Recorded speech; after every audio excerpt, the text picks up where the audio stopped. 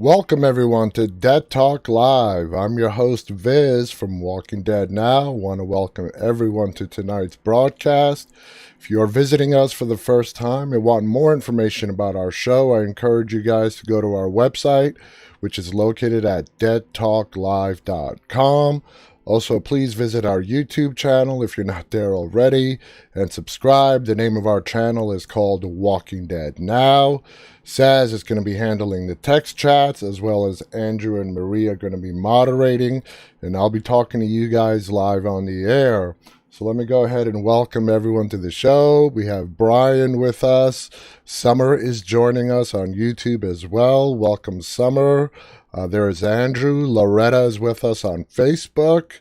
So is Loida. Welcome. Xanders is joining us on YouTube. On the Instagram side, we have Veronica, Valesky, Tattoo, Zachary. Oh, Zachary. Roxana is giving us a smiley love face. Mohithra is joining us. Valesky I already mentioned, saying hello.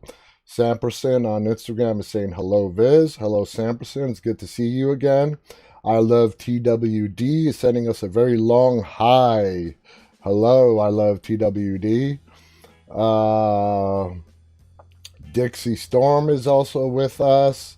So CC Wheezy is joining us. Ronis is also with us on Instagram as well. I hope everyone's having a good evening. Carl Short is with us. Agent 47 on YouTube says, oh God, it's been too long. It's Aiden Pierce. I've changed my name, my channel a little bit. I haven't joined here in a while. I've been seriously busy. Well, Aiden, now Agent 47, it's good to have you back with us on YouTube. Carl Short is with us on YouTube as well. So is X-Gamer, Yoli, Mazig is with us on Facebook. Nalini, is with us on Facebook as well. As on YouTube, we have YMMIJ and Ocampo. We have a good-sized crowd for a Monday. Monday is normally one of our slowest days, but we have a nice big crowd with us. Welcome to Wawa, who's joining us as well. So guys, check this out. How many of you guys knew that there was a deleted surprising sex scene between Savior Laura, aka Barcode, and, wait for it, Eugene? Yep. It's a deleted sex scene between those two. And I'm assuming it happened while he was in the sanctuary. But I gotta read this to you guys. The Walking Dead deleted a surprising sex scene between Eugene, played by Josh McDermott, and Savior Laura, played by Lindsay Register. That just didn't work, Register says, when detailing the funny romantic encounter revealed by the actress earlier this year. The deleted scene, cut from Season 8 episode called Time for After, took place at a time when Eugene was dutifully serving alongside Laura as one of Negan's, played by Jeffrey Dean Morgan, top lieutenants. Eugene and Laura were holed up in the sanctuary when Daryl, played by Norman Reedus, and Tara, played by Alana Masterson, penetrated the walls of the compound with a truck, unleashing a horde of zombies into the lower levels and trapping the surviving saviors inside. I get this very cryptic, vague email from my agent like, what are your limits with sexual content? I was like, 4, and she says, The Walking Dead. Register recalled on the Talk Dead to Me podcast. What are we doing? She laughs. What is Laura doing? The sex scene was kind of a nihilistic moment for Laura and a good enough Eugene, Register said, and producers stressed there was no romantic component to the encounter. They were like, there's definitely nothing going on between you two. They were reiterating this to me. There's no amount of care in this. It's just sex. Register said. So we go and we film it, and it was really fun. If I remember right, I kiss him, and he's like, you taste like stone fruit and applesauce. I'm getting dressed, and he's got the sheet pulled up around him. It's so cute. Laura and Eugene's entanglement would have been too much of a distraction. I would have loved to see it. Register said when speculating why the scene never made it to air, it would have been too much of a subplot distraction from what was going on. So maybe from a story perspective, it just didn't work. Now, like I said, for me, personally, I would have loved to see this. I don't know why they cut this out. They filmed it. It's not like it was the script and they were deciding whether or not to film it or not. They filmed this. It was ready to go. And they cut it out. I'm like, this is hysterical. It would have been great to a very dark and dramatic season 8. This would have added a nice light side of just Laura and Eugene just happening to be together and hooking up for a night. I would have loved to have seen that. Let's see what you guys are saying. Man, a lot of Instagram chats. It's just me. Isaac is waving. Charlie's also waving at us. Stamperson writes, I wouldn't mind seeing a deleted sex scene with Laura. Maria is waving at us. Samperson also says official trapper. He survived and he's having 3 movies. CC Weezy goes on to say, I'm kind of glad it didn't show nothing about Eugene scream sex. Let's see, just going up the chats here. So let's see, Brian writes, yep, season 8. Mazig writes question mark. I guess that is kind of confusing for some people. Misty on Facebook says, I am liking all of what your season and episodes. Are you guys having a season 10? Yes, there is a season 10. We're actually just waiting for the finale, which is coming out on October 4th. Andrew writes, stone fruit and applesauce. That's really romantic, Eugene, but it's totally up Eugene's alley. That's exactly what you would think you would say after something like that. X-Gamer writes, geez, the deleted scene is like, geez. Lindsay Sparks on Facebook writes, says, yep, that would have been great. I'm a white boy writes, hey. Tristan says, I'm back. Welcome back, Tristan, on YouTube. So I would have personally liked to have seen that. You know what I mean? I thought it would have been funny. Beverly's with us on Facebook, as is our regulars, Jennifer and John Wesley. Welcome, guys. Misty wants to know, when is season 10 going to be on Netflix? October. It's going to be on Netflix in October. Brian on YouTube writes, rewatched season 5, episode 1. I don't know what you mean about that comment. The premiere of season 5, episode 1 was my favorite episode. Terminus. I loved it. That's my favorite premiere of The Walking Dead. The best. So I found some pretty funny pictures, guys, of Andrew Lincoln is the majority of them, but check these out. So here's Andrew doing all cross-eyed look. I know all of us miss Rick, so here are some funny pictures. Now, I love this one. Hip Hop Rick. Okay? I'd love to see the who's behind him, but I love this picture. Reminds me of Run DMC with the Adidas sweatsuit on and the gold chain. But there you go. Hip Hop Rick. Hip Hop Andrew Lincoln. I love this picture. And here's Andrew Lincoln doing his old karate kick on the set in Alexandria. And then check out these two clowns. Yep.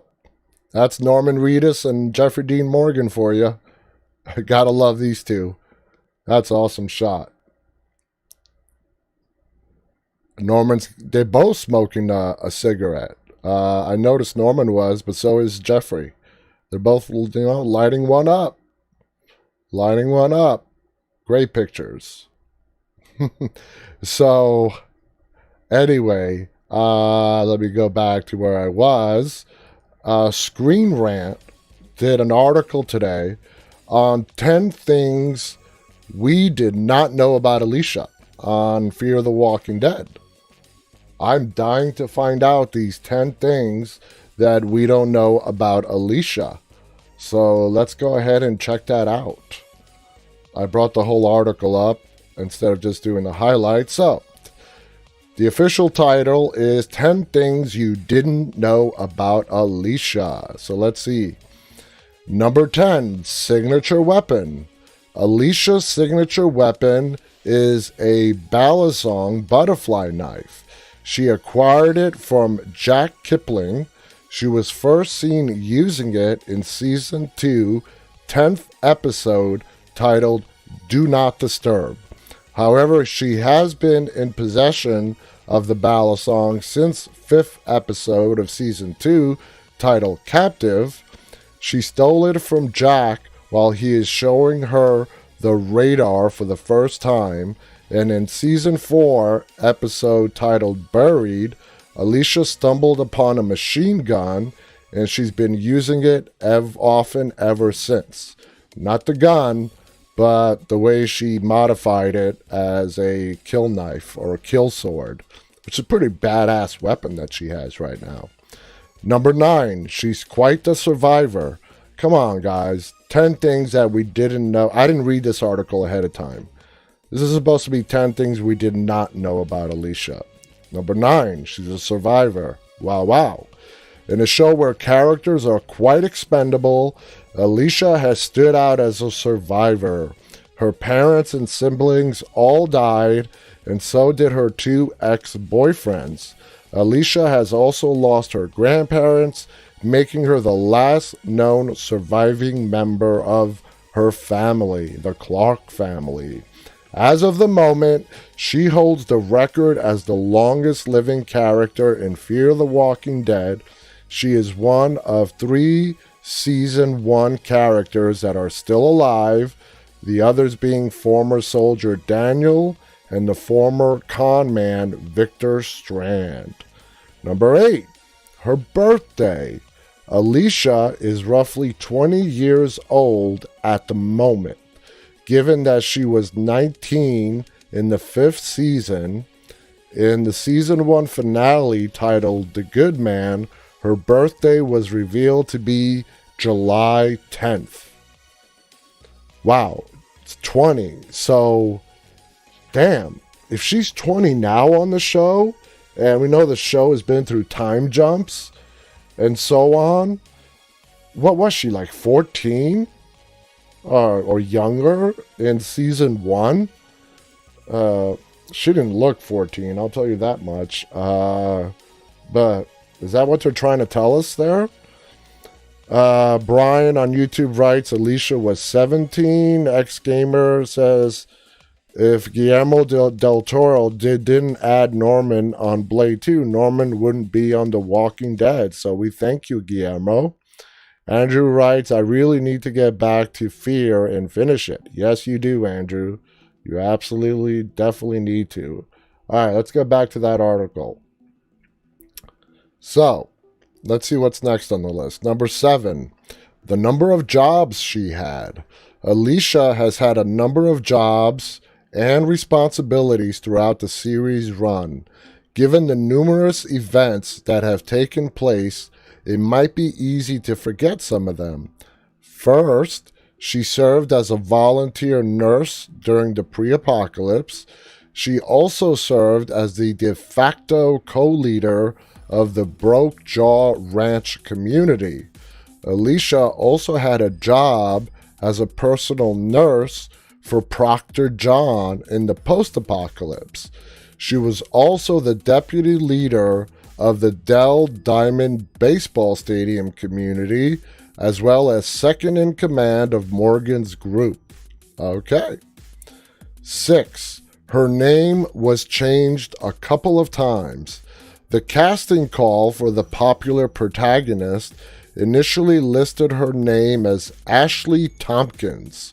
She was described using the following words: Nancy's mostly level-headed teenage daughter. Her ambition is in direct proportion to her older brother's failures.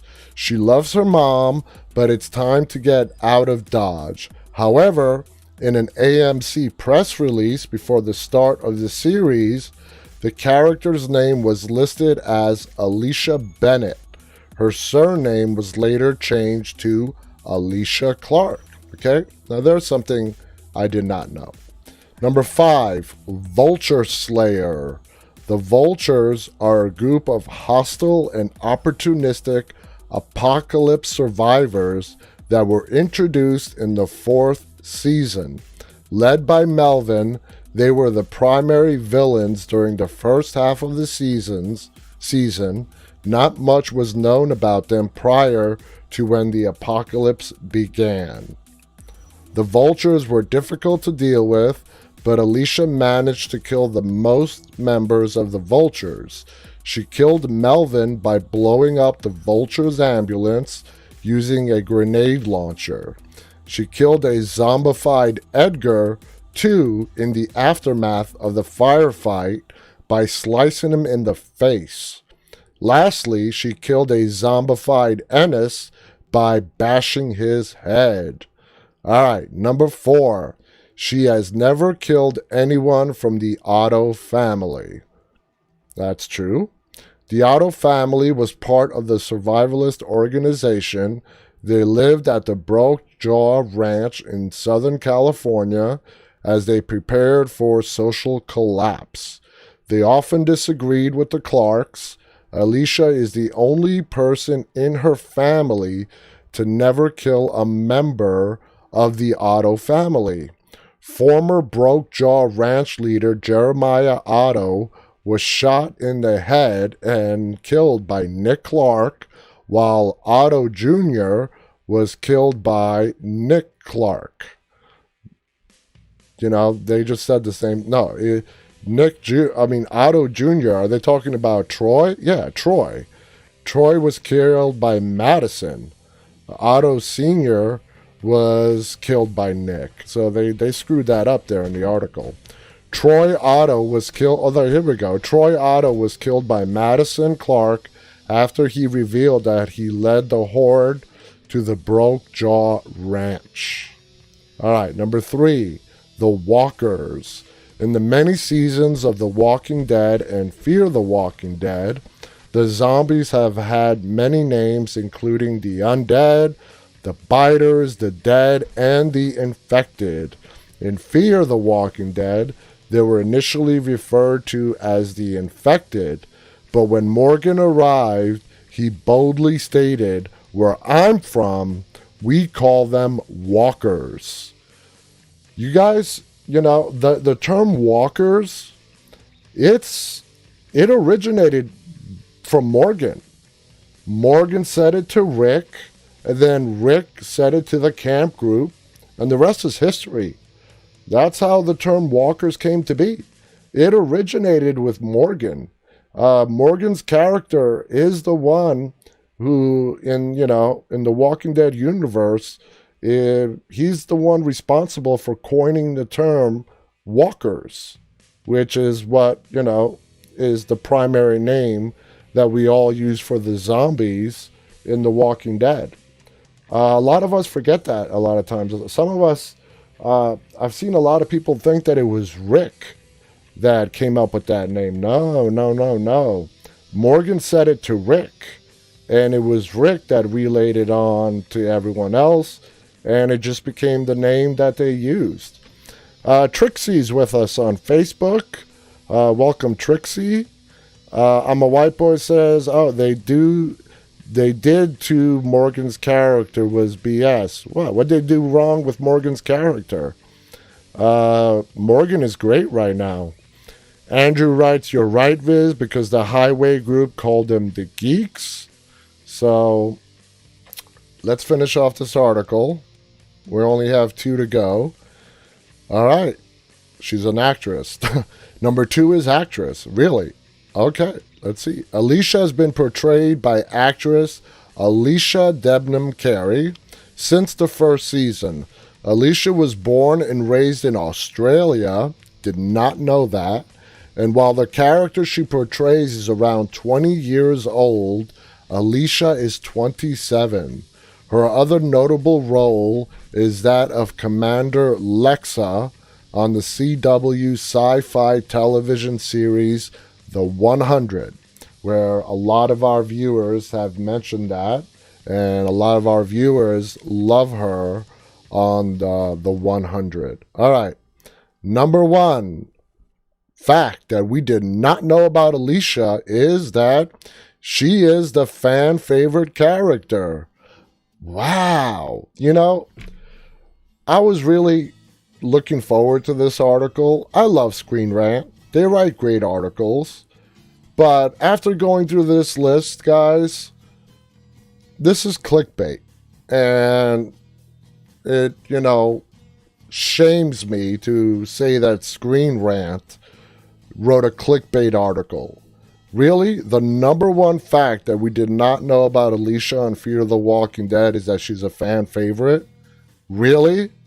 Anyway, Alicia is the clear fan favorite character in Fear the Walking Dead.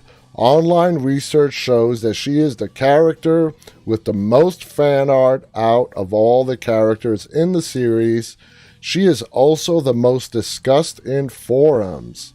Other characters that are almost as popular as Alicia are Madison Clark, the protagonist in the 1st to 4th seasons, and the recovering heroin addict Nicholas Nick Clark. The reception for Season 5 introducee and Savior's Lieutenant Dwight has been fairly good as well. So, anyway, I was expecting a little more out of that article. I'm a little disappointed in Screen Rant. That just kind of feels like a clickbait article. And I was kind of looking forward to actually some knowledge that we did not know, except for a little fact here and there. That was just a mention in passing. Did not really find out anything new. So let's see what's going on in the chats. A lot of conversations going on between you guys. Andrew writes, the article had like 3 interesting points, if that many. Tyreek writes on YouTube, I thought Nick was the fan favorite, but he's dead. He was. Madison and Nick. I loved Nick's character. I love Alicia's character. For me, I've said this before, Alicia was like the whiny teenager in the first couple of seasons, but the Alicia we have now on Fear the Walking Dead is just a pure badass, and I love her. Andrew also writes he's only at season 3, but he likes Strand. Let's see what's going on Instagram. Steningol is with us. Welcome, Steningol. CC Wheezy writes, yep, because Glenn and T-Dog them was calling them geeks at first. I missed the first half of that conversation. Adam2884 is waving at us. Sokolo is also giving us a thumbs up. Truch is with us saying Brazil. I guess you're from Brazil. Welcome. Brazil's in the house.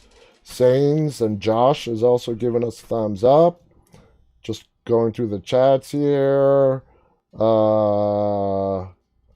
Let's see. Okay. Josh writes, they could kill Carol's kids like that. Carol has had the worst luck with children on The Walking Dead. Absolutely. So, anyway, guys, we are going to be discussing a very interesting topic today. Okay?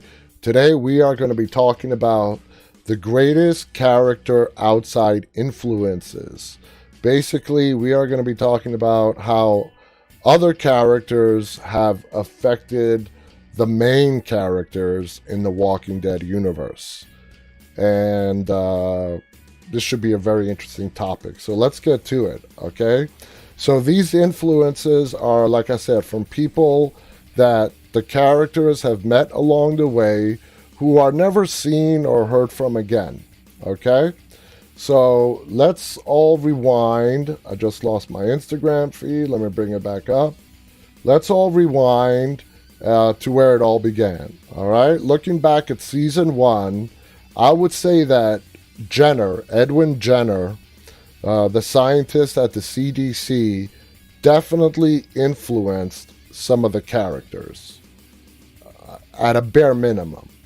If you remember, Jackie made her opting out choice and stayed behind when the CDC building was set to explode. Now, if you also remember, Andrea also wanted to go with the building as well. And it was Dale who was going to stay behind with her if she didn't leave. And he finally convinced her to leave. And, Andrea survived. If you remember, now, I don't recall Jackie mentioning anything about giving up before she met Jenner. So does anyone else recall her ever mentioning that she didn't want to live anymore? So without her mentioning anything like that in the past, we're just left with the conclusion that after hearing what Jenner had to say, and Jenner was not the optimistic guy, he didn't say it in as many words, but his overall tone of how he described what happens to you when you die and reanimate, and we all know that he reveals to Rick that everyone is infected. I think that's where Jackie made the decision that what's the point of going on? What's the point of surviving? She thought that humanity is done for. So she chose to opt out, just like Jenner did. Brian on YouTube writes, I knew Alicia would be the longest living Clark. He also says T-Dog saved Carol. Carol saved everyone at Terminus.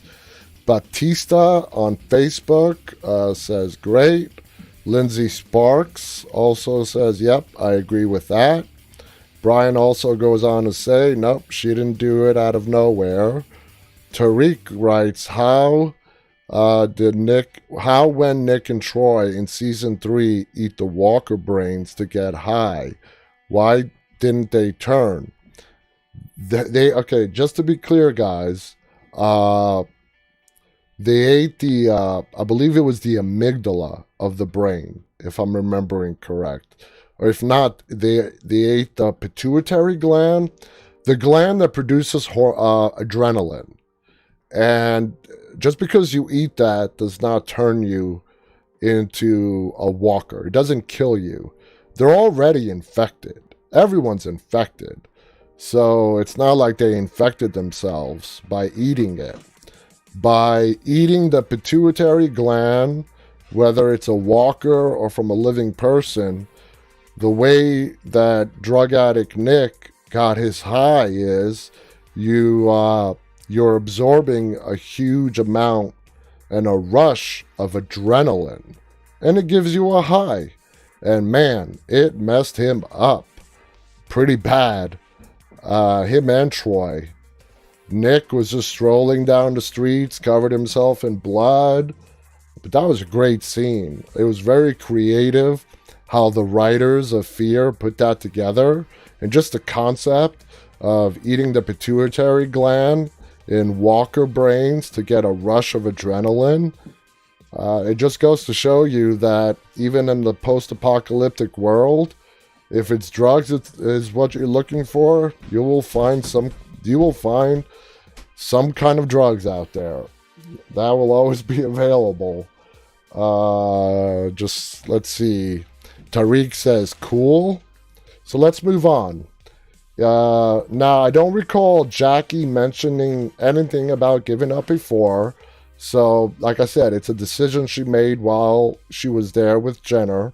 Anyway, Andrea, like I said as well, made the choice to stay behind with Jackie, and it was Dale that convinced her to leave. We knew Andrea's point. Andrea was grieving for Amy, her sister. Amy was bit by the walker at the camp, and it was Andrea who had to put her down. This was her little sister that we're talking about here. She loved her very much. They did have a good relationship, as we saw them in season 1, as they're out there fishing and they're talking about their dad and how their dad taught them how to fish. Amy was all that Andrea had left as far as real family was concerned. Losing her sister had already started Andrea on this path, but again, like Jackie, what Jenner said to them sealed the deal for Andrea. But Dale was able to change her mind. So, Brian writes, Walker blood kills you. That's not true, because how many times have we seen in The Walking Dead, any character who kills a walker get blood all over their face, and there's no way in hell you're going to convince me that that blood never went into their mouth, like a splatter of it never went into their mouth. I don't think it kills you. I really don't. Rhea on Facebook writes, The Walking Dead is a really great show. I'm a White Boy writes, big mistake in killing Andrea. And we've discussed this in the past as well. Laurie Holden, who played Andrea, when she was first brought on, she was one of the original cast members. She was signed to an 8-year contract. But the writers and all them decided that her storyline, as far as the show was concerned, was to end at the end of season 3. So, anyway, just looking through all the chats here. Zombika says, yep, on Instagram, I don't think Andrea was thinking clearly when she was going to stay behind at the CDC. Like Andrew said, she was, like we said as well, she was grieving. Andrew personally did not like Andrea. So, and I'm a White Boy says she was important in the comics. She was hugely important in the comics. In the comic books, Andrea is, Andrea and Rick hook up. There is no Rishon in the comic books. It's Andrea and Rick. They become like the leaders of Alexandria, and Andrea plays a big role in running Alexandria, as does Rick. So, but as soon as she died at the end of season 3 on the TV show, we knew at that point that the show was going to go a completely different direction than what happened on the comic books. Let's see. Going back to Andrea and Amy, maybe it was because they shared one common ground. Andrea lost her only living relative she had left, and Jackie seems to always be on her own. I mean, she had the group, but she wasn't close enough to call any of them family, so she really had nothing to live for. As far as Jenner, he lost everything too. He lost his wife, he lost his colleagues, and he was also alone.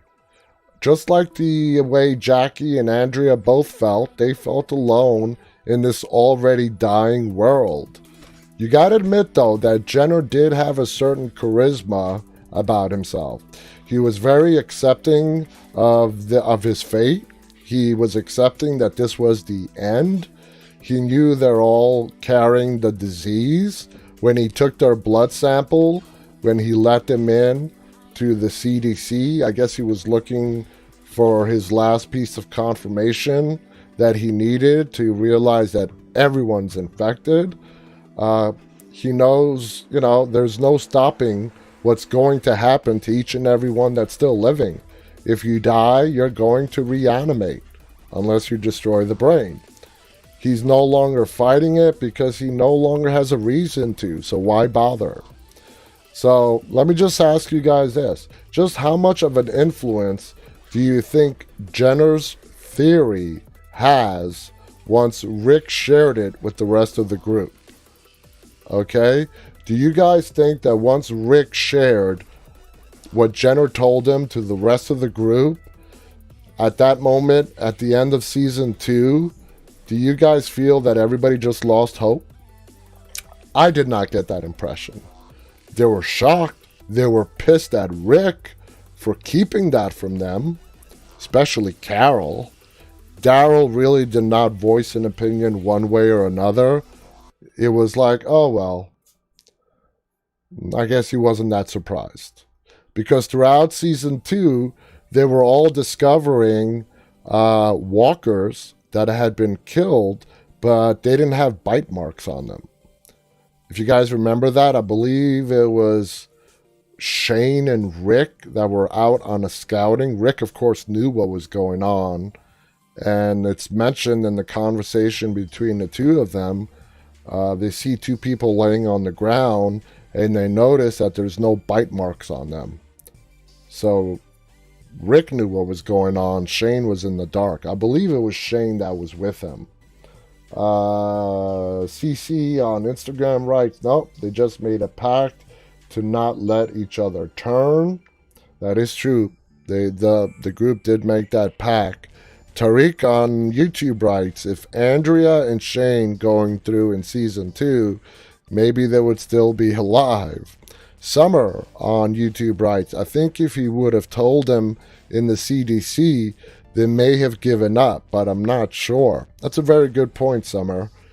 Rick probably kept it from them, and he held that burden of holding on to that secret, and he kept it to himself because he didn't want his family, Lori, Carl, to know that, hey, we're all infected with this disease. Once we die, that's what we're going to turn into, unless someone steps in and takes care of it. Andrew Lindsay writes, very shocked but not surprised. Andrew on YouTube writes, and also when Daryl and Glenn found Walker Randall, he also had no bites. You're absolutely right. Absolutely right. Just looking at Instagram. All right. So let's go ahead and continue. So the next person to have an influence that I can think of is Jody. You guys are probably asking yourselves, who the hell is Jody? Jody is the name of that teenage boy that Carl shoots in season 3. He was part of the governor's people who were attacking the prison. Jody was surrendering his weapon when Carl had the drop on him. And as he was putting down his weapon, Carl kills him. And this is witnessed by Herschel. And it disturbs Herschel. I added him as an influence on Carl because I think he had an impact on Carl's character development. Who knows if he carried that on? He never really mentions him beyond that. We touched on this in our episode the other day in the evolution of Carl Grimes, but we do have a few more points to add, which goes better in today's topic. When Carl was dying, he confessed to his father, Rick. Now, this is the quote by Carl. Back at the prison, when we got attacked, there was a kid, a little older than me. He had a gun. He was given up, and I just shot him. I think about him, what I did to him, and how easy it was to kill, and you saw what it did. So right there is the only time that we really see that he has been thinking about it. Okay, it has been weighing heavily on his mind, and in his dying moments, he wanted to unburden himself to someone, and he ends up telling Rick as he's just about to die. Let's see, just looking through everyone. Jabbar is with us, giving us a thumbs up on Instagram. So is Queen94ZO, giving us a thumbs up. CC Wheezy is also on YouTube.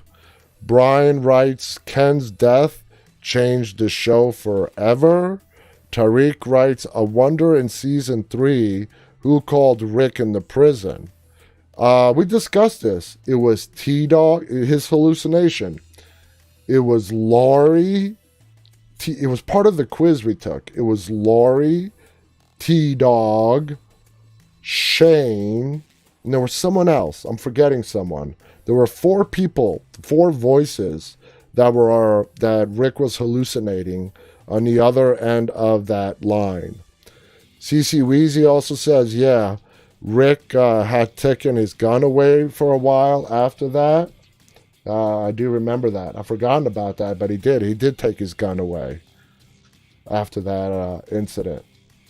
So, even though Jody and Carl never knew each other before that event, you can see how that short moment affected Carl and how he can never forget that boy and what he did to him. Carl carried that guilt for the rest of his life. So the last one on our list for today, and this is a pretty big one, you can arguably say this is the one character that we only got to see for one episode, but played a huge impact on a regular character on The Walking Dead. And that's Eastman. You guys remember Eastman? Now, you guys, if you've missed anyone, who can always come back to them at a later date in future episodes, the series is going to be on for a long while. So this is our show. So let's get back to Eastman. He was a former forensic psychiatrist that Morgan had a run-in with, which is shown as a flashback in the season 6 episode, Here's Not Here. Eastman was a recluse living out in the woods with his goat, Tabitha. Remember that goat? If you guys remember that Morgan was going through his killing phase, he even tried to kill Eastman, but he got his ass kicked instead. Eastman keeps Morgan in a cell, and he takes good care of him. He feeds him good food, not like Daryl when he was at the sanctuary. He was given dog food sandwiches by Dwight in Dwight's failed attempt to break Daryl. No, Eastman didn't treat Morgan like a prisoner. He didn't even lock the cell door. Of course, Morgan did not know that until later on when Eastman tells him Morgan never tried to get out. He never checked the door. The door was never locked. So that gives you a little bit of insight on what Eastman could tell about Morgan and his character. He probably saw him as a very lost person who was off on the wrong path, needed some help in getting his head put back into the right gear, I guess is a good phrase to say it. Jennifer and John Wesley on Facebook, right? Yep, I remember. Brian on YouTube writes, we all remember. Rest in peace, Tabitha, that poor goat. Rhea on Facebook says, I love that episode. That was a great episode. That flashback with Eastman. Anyway, over time, Eastman becomes a big-time influence on Morgan. He believed that all life is precious. He instills his belief into Morgan and that he doesn't always have to kill. And that just takes us back to that roller coaster ride, like Rick and how we discussed yesterday. Remember yesterday I said the line that we've heard Rick Grimes repeat many times throughout the show's run is, I see that now. It's like he doesn't see what other people are trying to tell him. He has to experience something dramatic for himself to get what everybody's been trying to tell him anyways. And the same thing with Morgan. Morgan flips from all life is precious Morgan to flat out psycho killer Morgan. You know, he does flip. And I was starting to doubt there in season 8 when they needed Warrior Morgan back to defeat the Saviors. And he was just really against starting a war with Negan. And he built that jail cell, that famous jail cell. And you guys remember when Rick walked in on him as he's building that jail cell? And he's asking Morgan, what's this for? And Morgan's response is, so we don't have to kill them. I don't know how many of you guys remember that or not. So Eastman also gives Morgan a bow stick and begins teaching him Aikido. He teaches him how to fight without killing his opponent. And if you guys also remember, Morgan, as explained, as did Eastman, Aikido is all about diverting an attack. So if someone's coming at you with a knife, you redirect. You know, instead of the knife stabbing you, you just redirect it. I don't know if you guys remember that scene. That's like the one thing that's really stuck out at me in the whole regards to Eastman and Morgan and their Aikido skills. Now, Morgan is a badass with that bow stick. We've all seen that, right? There's no big mystery there. If anyone disagrees, please stand up and say so. But he's a badass. Anyway, after Eastman succumbs to the Walker bite, Morgan tries to follow the same path that Eastman had set out for him. He started to believe that all life is precious and that he did not have to kill. It was Eastman that brought Morgan back to sanity. You see this when he captures one of the wolves, whose name is Owen, in Alexandria, during that savage attack on the community by the wolves. And you all remember Morgan and Carol have that intense fight over whether or not to kill Owen or to keep him imprisoned. Carol was ready to kill Owen, but Morgan had this mentality that Eastman had influenced him with. No, you do not have to kill. People can change. Life is precious. You don't have to kill. Later on in season 7, Morgan does have a hard time upholding Eastman's belief when Benjamin is killed. Benjamin is Henry's older brother, and that's a whole other story there. But anyway, and he was taken under Morgan's wing at the Kingdom. Henry was. Morgan was teaching him how to fight with the bow stick, but he was shot and killed by the Savior, Jared, during a scheduled supply drop. And just sticking on that bow stick and the Aikido, yeah, okay, we saw it first when Morgan was reintroduced back into the show, and we saw him all of a sudden have these skills with that stick. Anyway, he passed it on to Henry, and now Henry's gone, and Henry was beginning to pass it on to Lydia. And Lydia, to the present, is still practicing and is starting to get pretty good with that Aikido stick as well.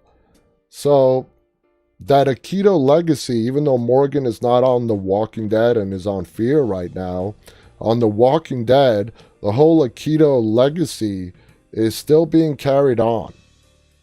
So anyway, like we said, Benjamin is Henry's older brother, who was taken under Morgan's wing. Morgan was teaching him Aikido with the bow stick, who was killed by Jared, played by Joshua Michael. We see that Morgan reverts back to his old days.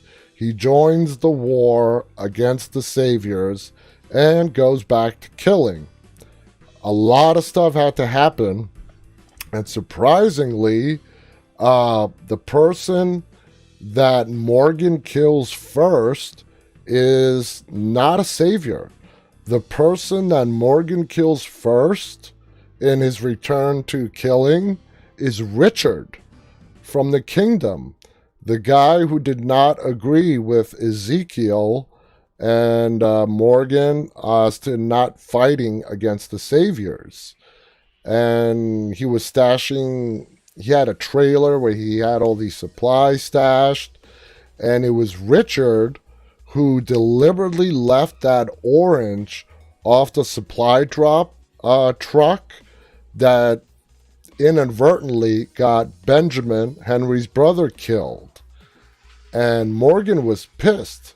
Richard was played by Ed McKinnon. He did a great job in playing Richard.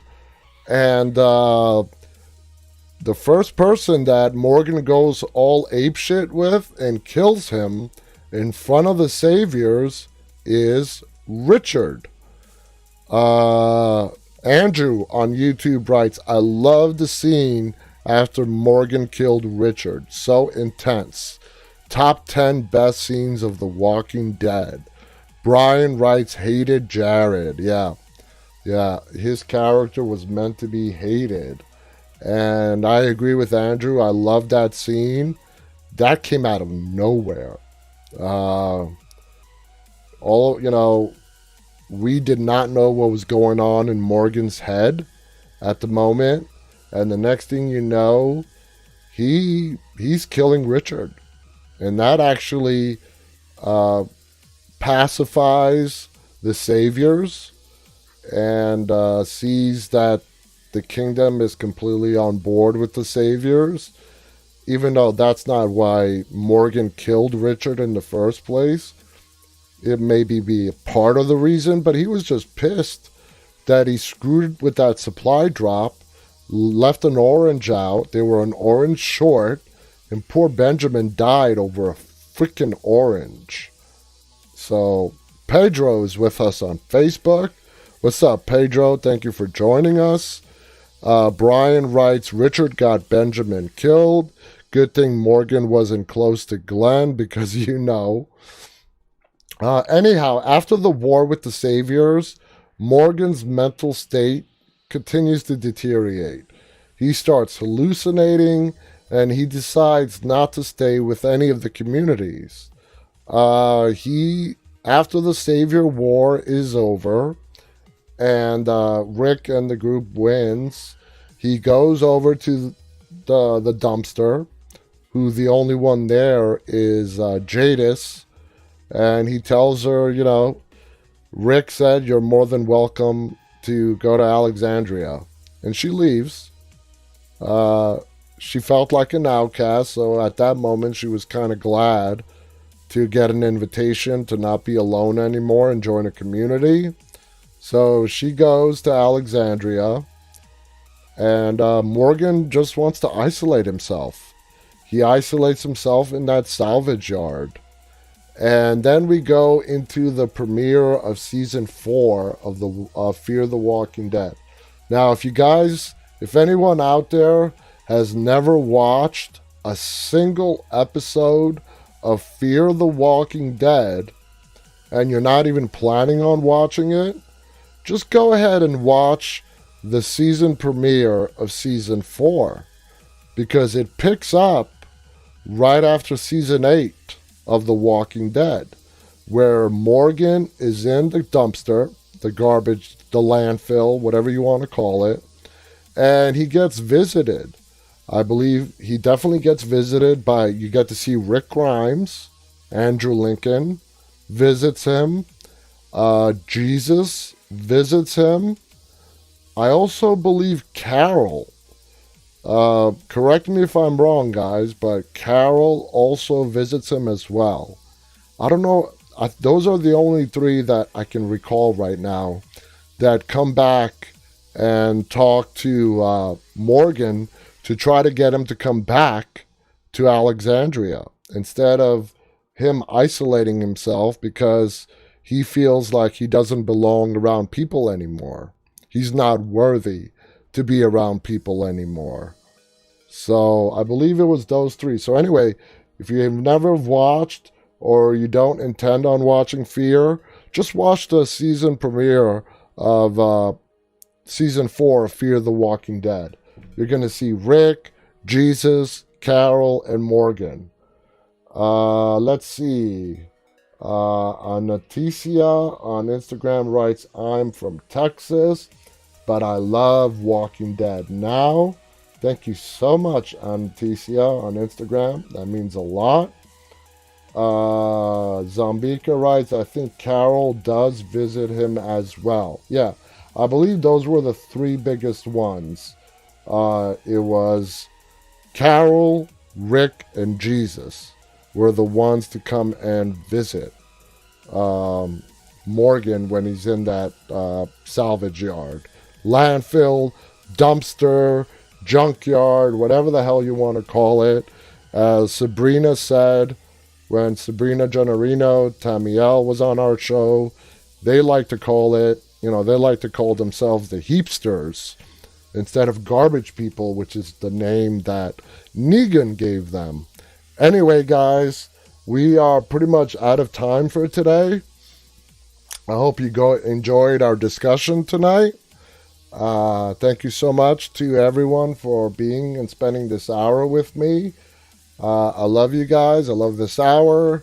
Please visit our website, located right up there. You can see it right up there, deadtalklive.com.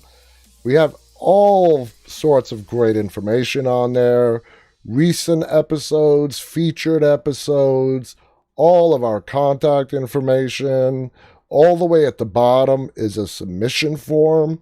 If you come across any kind of cool Walking Dead videos, pictures, and you want to submit them to us, please do so. If you are not the one that created the picture or the video, please let us know who did so the proper person gets credit.